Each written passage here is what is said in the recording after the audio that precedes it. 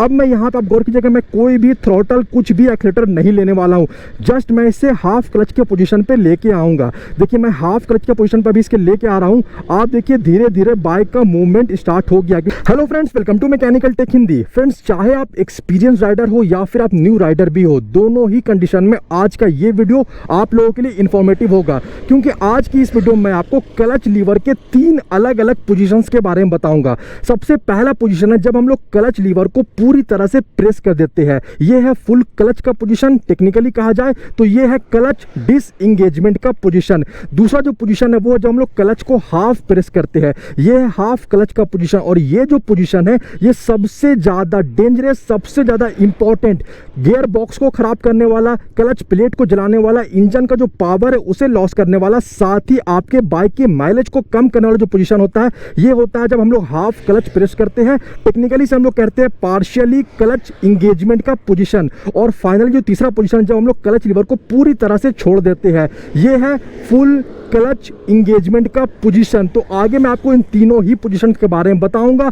अगर आप नए राइडर हो तो आपको ये सीखने को मिलेगा कि इन्हें कब कब यूज करना चाहिए, और अगर आप एक्सपीरियंस राइडर हो तो आपको ये सीखने को मिलेगा कि तीनों ही पोजीशन में उस वक्त आपके बाइक के इंजन के अंदर में क्या होता है। तो वीडियो को पूरा देखें, और अगर आप चैनल पे नए हो तो चैनल को सब्सक्राइब भी जरूर कर ले। फ्रेंड्स, सबसे पहले हम लोग बात करते हैं फुल क्लच के बारे में। देखिए जब आप लोग क्लच लीवर को पूरा इस तरह से कंप्लीट प्रेस कर देते हो, इस वक्त पे इस बाइक का जो इंजन का क्रैंक शाफ्ट है और इस बाइक का जो गियर बॉक्स का शाफ्ट है, इनके बीच में जो इंगेजमेंट है, जो कनेक्शन है, वो ब्रेक हो जाता है। और जब क्लच लीवर पूरी तरह से प्रेस जाता है, उस टाइम पे चाहे आपका बाइक न्यूट्रल में हो, चाहे फर्स्ट, सेकंड, थर्ड किसी भी गियर में हो, चाहे बाइक खड़ा हो या चाहे बाइक रनिंग कंडीशन में भी हो, कोई भी सिचुएशन हो, कोई भी इंजन का पावर जब क्लच पूरा प्रेस रहता है तो इंजन से ना तो गियर बॉक्स में जाता है, ना तो आपके बाइक के चेन में जाता है, ना ही बाइक का जो पीछे का चक्का है वहां पे नहीं जाता है।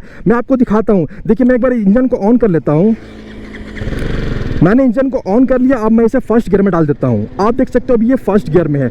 अब मैं देखिए यहाँ पे थ्रॉटल लूंगा, मैं एक्सीलेटर लूंगा, लेकिन ये बाइक गियर में होने के बावजूद भी आगे नहीं बढ़ेगा। आप यहाँ पे गौर कीजिएगा, यहाँ पे आरपीएम मीटर शो कर रहा है। आप देखिएगा इंजन के अंदर में पेट्रोल भी जल रहा है और इंजन पावर भी प्रोड्यूस कर रहा है, ये देखिए। लेकिन फिर भी हमारा जो बाइक है वो आगे नहीं मूव कर रहा है, क्योंकि क्लच डिसएंगेज के पोजीशन में है। सेम मैं आपको एक और चीज दिखाना चाहता हूं, जिसके लिए मैं अपने बाइक को थोड़ा चला लेता हूं। अब देखिए फ्रेंड्स, आप गौर कीजिएगा कि जब हम लोग 2, 3 किसी भी गियर में होते हैं, ठीक है, मैं अभी 3 गियर में हूँ, 32 के 34 के स्पीड में हूँ। अब देखिए मैंने क्लच लीवर को पूरी तरह से प्रेस कर दिया। अब यहाँ पे मैं अगर एक्सीलेटर भी लूंगा तो भी इंजन पावर प्रोड्यूस कर रहा है, लेकिन वो पावर बाइक का जो गियर बॉक्स है उसे नहीं मिल रहा है। और एक टाइम के बाद जो अभी बाइक चल रहा है वो इस मोमेंटम के वजह से चल रहा है व्हील का, वो इंजन का थ्रॉटल लेने की वजह से या पावर लेने की वजह से नहीं चल रहा है। ये देखिए मैं थ्रॉटल भले लेते रहूंगा, जितना मर्जी लेते रहूंगा, लेकिन एक टाइम के बाद बाइक रुक जाएगा गियर होने के बावजूद। तो ये है फ्रेंड्स क्लच डिसएंगेजमेंट का पोजीशन। देखिए आप धीरे धीरे करके बाइक यहाँ पे रुक गई है। ओके, अब यहाँ जो क्लच डिसएंगेजमेंट या जो फुल क्लच का जो पोजीशन है, इसे हमें बेसिकली 2 सिचुएशन में यूज करना चाहिए। जो पहला सिचुएशन है वो बहुत ही सिंपल है। जब हम लोग को अपने बाइक के गियर को चेंज करना हो, चाहे गियर को कम करना हो, चाहे गियर को बढ़ाना हो, उस टाइम पे हमें हमेशा क्लच लीवर को जो है वो पूरी तरह से प्रेस करके ही चेंज करना चाहिए। ये बेहतर होता है, ये रिकमेंडेड भी है। अब देखिए आप, मैं अभी धीरे धीरे करके क्या करूंगा, गियर बढ़ाऊंगा, लेकिन क्लच को मैं पूरा प्रेस करूंगा। इस वक्त में क्या होता है कि अगर आप क्लच को पूरा प्रेस करोगे तो फिर बाइक का जो गियर बॉक्स है, वहां पे जो गियर चेंज हो रहा है वो स्मूथली हो पाता है, गियर को किसी तरह का कोई भी नुकसान नहीं होता है। ठीक है, आपको इस बात का ख्याल रखना है। बहुत से लोग क्या गलती करते हैं कि बहुत से लोग जो क्लच लीवर है उसे थोड़ा सा प्रेस करते हैं, कभी 50% प्रेस करेंगे, कभी 70% प्रेस करेंगे, और जो गियर है उसे चेंज कर देते हैं। इस हैबिट को आपको सुधार करना है, ऐसा आपको बिल्कुल नहीं करना है। अब देखिए सेकंड एक और सिचुएशन होता है जहां पे हम लोग जो हमारा फुल क्लच है उसे यूज करते हैं, यूज करना भी चाहिए। देखिए कई बार क्या होता है जब हम लोग बाइक को चलाते रहते हैं, ठीक है, अभी मैं चला रहा हूं इसे, अभी 40-45 की स्पीड में बाइक आ गया है। तो कई बार क्या होता है कि भीड़ भाड़ वाला इलाका हो या कोई भी इलाका हो, हम कई बार चाहते हैं कि जो हमारा इंजन है वो चालू रहे, हम थ्रॉटल नहीं ले, एक्सीलेटर नहीं ले, और उस वजह से हम क्या करते हैं कि क्लच लीवर को जो है वो प्रेस कर देते हैं। अब जब मैंने क्लच लीवर को प्रेस कर दिया है तो आप देखिए कि जो इंजन का आरपीएम है वो करीब अभी 2100-2200 के आसपास है, लेकिन इंजन से कोई भी पावर आगे जो है वो नहीं जा रहा है गियर बॉक्स में। तो हम लोग ऐसा कर सकते हैं, इसे करने में कोई दिक्कत नहीं है। इस टाइम पे हम लोग क्लच लीवर को पूरा प्रेस करके अपने बाइक को चला पाते हैं। और अभी जो बाइक चल रहा है वो पूरी तरह से जो हमारा व्हील है, जो चक्का है, उसके वजह से चल रहा है, ना तो चेन के वजह से, ना तो आपका जो गियर बॉक्स है, कौन सा गियर है, 4 3 2 1 गियर है, कौन सा गियर है, वो बिल्कुल इस टाइम पे मैटर नहीं करता है। वो पूरी तरह से व्हील के वजह से चल रहा है। मैं आपको एक और एग्जांपल यहाँ पे दिखाना चाहूँगा।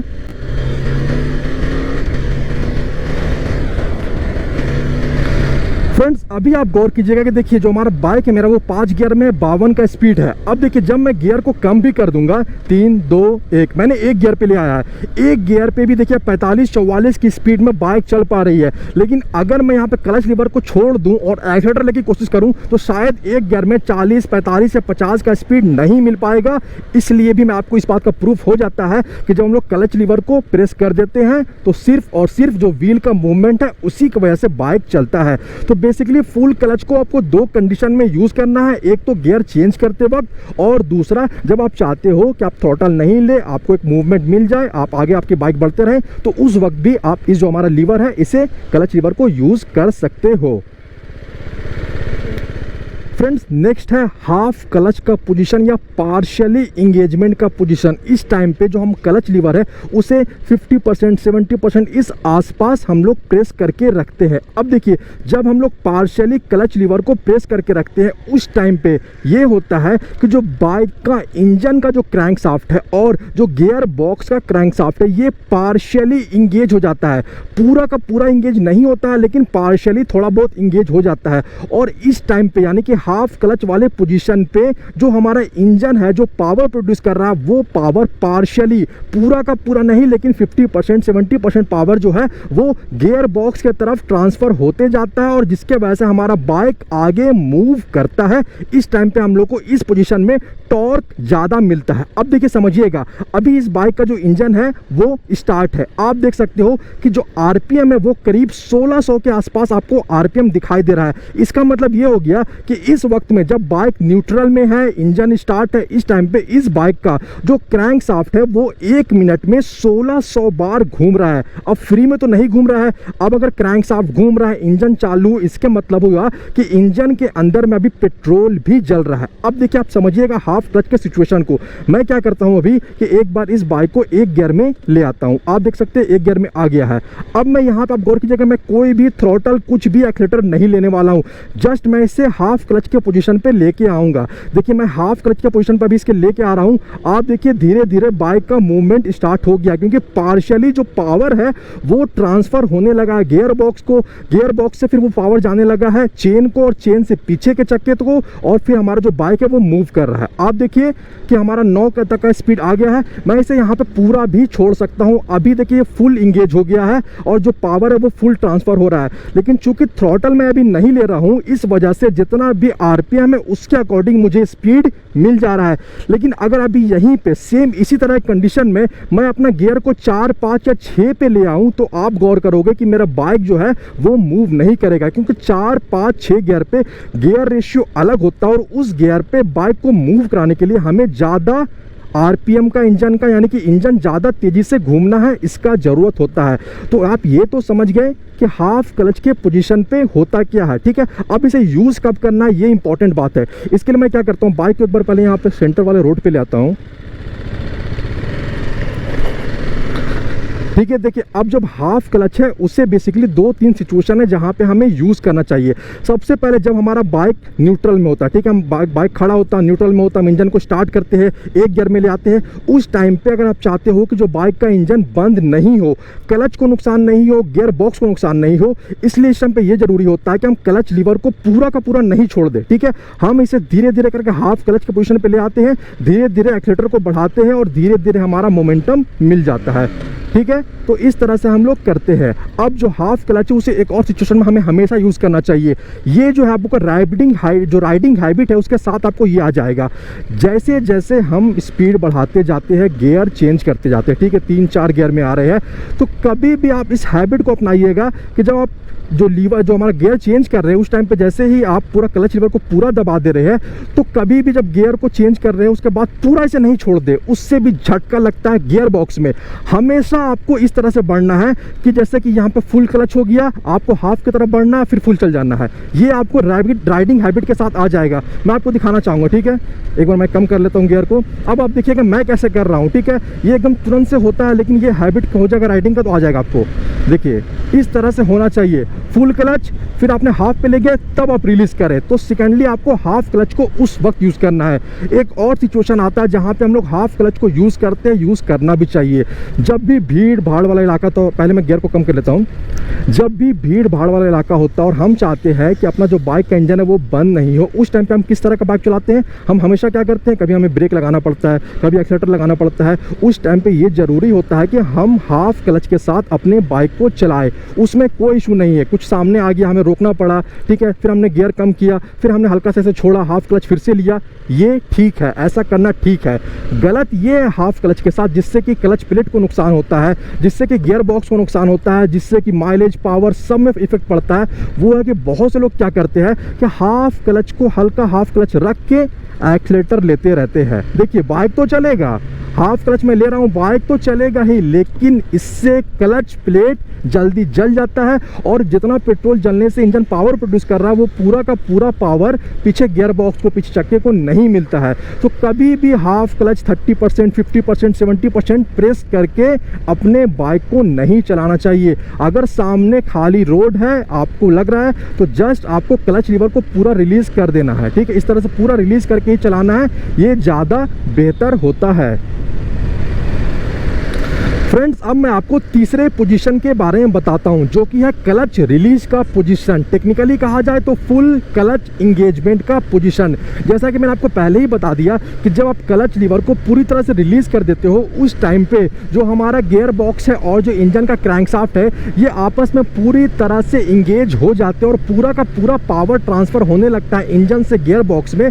तो अगर आप ये चाहते हो कि आपके इंजन के अंदर में जितना भी पेट्रोल जल रहा है और उस पेट्रोल के जलने के वजह से इंजन जितना भी पावर प्रोड्यूस कर रहा है, वो पूरा का पूरा पावर आपके बाइक के पीछे के चक्के को मिले, तो उस टाइम पे आपको ये कोशिश करना चाहिए कि आप जो क्लच लीवर है उसे पूरी तरह से छोड़ दे और चलाए। हालांकि हर सिचुएशन में क्लच लीवर को पूरा छोड़ के बाइक को चला पाना पॉसिबल नहीं होता है। कई बार ऐसा सिचुएशन आता है जब हमें क्लच दबाना पड़ता है। फिर भी जहाँ पे भी आपको इस तरह का सिचुएशन आए, जैसे कि अभी फ्री रोड, इस तरह का रोड आए, तो उस टाइम पे आप क्लच लीवर को पूरा रिलीज कर दें और अपने बाइक को चलाएं। इससे आपको आपके बाइक से बेहतर माइलेज देखने को मिल जाएगा। तो फ्रेंड्स, आई एम श्योर इस वीडियो को पूरा देखने के बाद आप क्लच लीवर के तीनों पोजीशंस के बारे में अच्छी तरह से समझ गए होंगे। वैसे आप जिस भी राइडिंग सिचुएशन के ऊपर में वीडियो चाहते हो तो आप मुझे इस वीडियो में कमेंट करके ज़रूर बताएं। साथ ही आप अपना जो राय है या जो भी आपका वीडियो का सजेशन है वो आप मुझे इंस्टाग्राम में भी बता सकते हो। मैकेनिकल टेक हिंदी के नाम से इंस्टाग्राम ID है, तो इंस्टाग्राम में भी चैनल को जरूर से फॉलो करें और वहाँ पर भी सपोर्ट करें। अगर आज का ये राइडिंग वीडियो आपको पसंद आया होगा, टिप्स एंड ट्रिक्स पसंद आया होगा, तो वीडियो को लाइक और शेयर जरूर कर दे। वीडियो के बारे और चैनल के बारे अपनी राय आप मुझे कमेंट करके जरूर बताएं। इसके अलावा अगर आप चैनल पे नए हो या अभी तक आपने चैनल को सब्सक्राइब नहीं किया तो प्लीज़ चैनल को सब्सक्राइब कर ले और बेल आइकन को भी दबा ले, ताकि आने वाले इंपॉर्टेंट राइडिंग वीडियोस के अपडेट आपको नोटिफिकेशन के थ्रू मिलते रहे। मिलते हैं अगले राइडिंग वीडियो में। Thanks for watching this video. Good bye.